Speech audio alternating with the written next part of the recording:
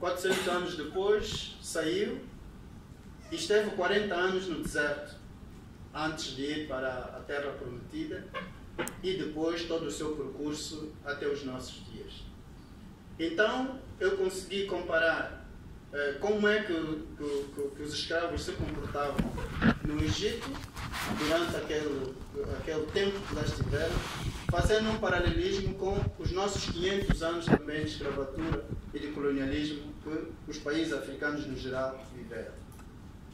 E comparo a saída dos hebreus do Egito com as nossas independências africanas e a nossa particularmente, que já lá vão também 40 anos. Portanto, 43 anos, mais concretamente. E verificando aquilo que são os nossos comportamentos e as nossas atitudes, consegui ver que, lendo as Escrituras, elas confirmam efetivamente os argumentos que estão nas Escrituras de que nós somos escravos daquilo que nos domina. E a dominação não é só a dominação física, mas também a dominação do ponto de vista espiritual, porque nós entendemos que o ser humano não é só matéria. Ele é muito mais do que isso. Então comecei efetivamente a discorrer sobre isto, analisando, pesquisando, mas sobretudo vendo a nossa própria realidade. Eu tive a oportunidade, como disse, de estar com o anterior Presidente da República, José Eduardo dos Santos. E muitas vezes conversamos. E, em algumas circunstâncias, ele me dizia, perante uma proposta que eu fizesse, ele dizia que isto requer uma mudança de mentalidade. Mas temos problemas. Nós gostamos muito de generalizações aqui em Angola. Nós dizemos, por exemplo, que nós precisamos resgatar os valores morais. Mas nunca ouvi ninguém a dizer que valores são esses e onde é que se perderam e quando. Nunca ouvi. Tentei ficar atento, mas nunca ouvia alguém que fazia-se dos valores morais, mas eu perguntava-me quais são os valores morais que temos que resgatar. Se é preciso resgatar é porque se perderam ou ficaram cativos em algum lado. E eu perguntava-me se são os valores obtidos do colonialismo, dos 500 anos, ou antes do colonialismo. E então começo, de facto, a minha abordagem com o discurso do antigo Presidente da República, José Eduardo dos Santos, por altura das comemorações dos 40 anos do aniversário da Independência Nacional, onde ele fala concretamente da colonização. E dava a entender que antes da colonização, os portugueses tinham relações com os angolanos de cooperação bilateral durante 100 anos. Ou seja, podemos verificar que os angolanos, ou os do Reino Angola naquele tempo, eram prósperos. Tanto é que havia relações comerciais e políticas durante cerca de um século. Mas depois, então, veio o processo da colonização. Então, que valores é que nós vamos buscar? Eu sempre disse que o principal valor africano é a solidariedade. Nós ainda podemos ver nas comunidades rurais o sentido de solidariedade. Todos participam em tudo. Se há um óbito, todos participam. Se nasce uma criança, todos se alegram.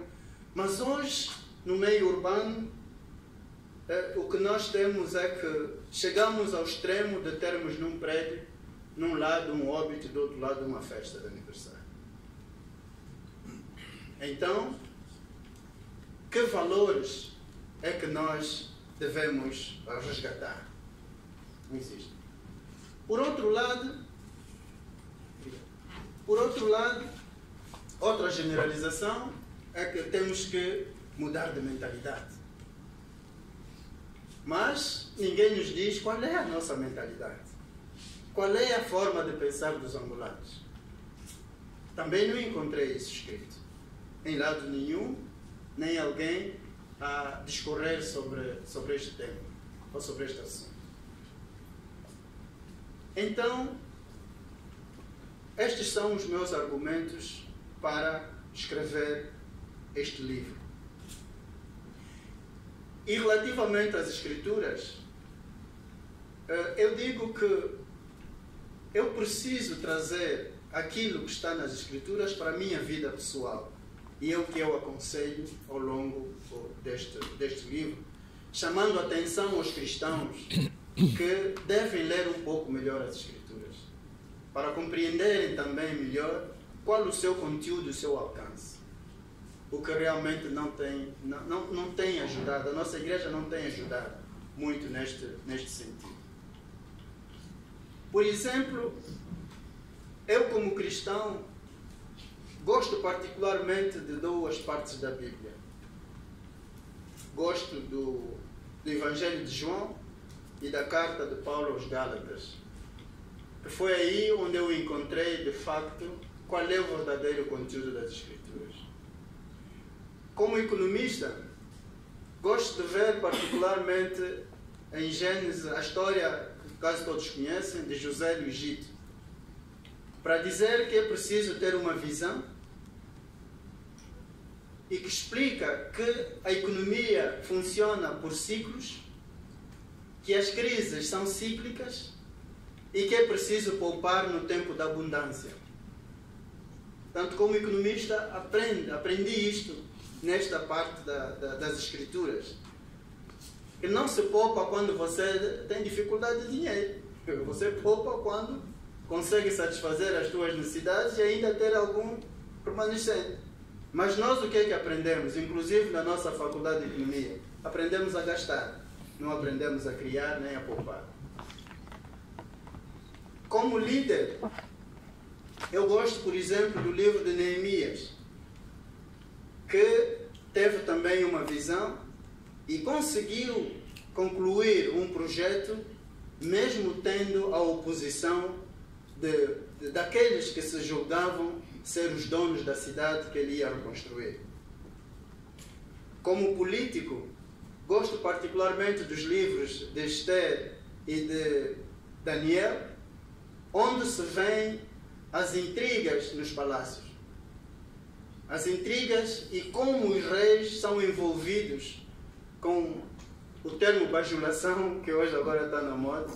Como é que eles bajulam o rei sempre com a intenção de terem contrapartidas. É interessante ver como é que isto funciona. Até as Escrituras explicam como é que isso funciona. Como esposo, gosto de ver particularmente Salomão, tanto o Cântico dos Cânticos, né? Eu faço muitas canções aqui para a minha dama. Gosto de ver Eclesiastes e Provérbios, que tem muitos ensinamentos sobre como amar a esposa, e uma boa parte do Novo Testamento, principalmente as cartas aos Coríntios, Efésios, etc. Se eu fosse engenheiro, naturalmente queria ver como é que Noé construiu a arca e como é que Salomão construiu o templo, como é que ele fez todas essas coisas. Tenho aqui cunhado engenheiro, eu aconselho a ler um bocado disso. Se eu fosse jornalista, seria complicado. Teria que ler as crônicas, Juízes, Samuel, tanto que retrata exatamente aquilo que são opiniões divergentes de várias pessoas. Se eu fosse militar ou polícia, eu iria ler Juízes, iria ler crônicas também, iria ver Deuteronômio, e se eu fosse jurista, tinha que ler a Bíblia toda.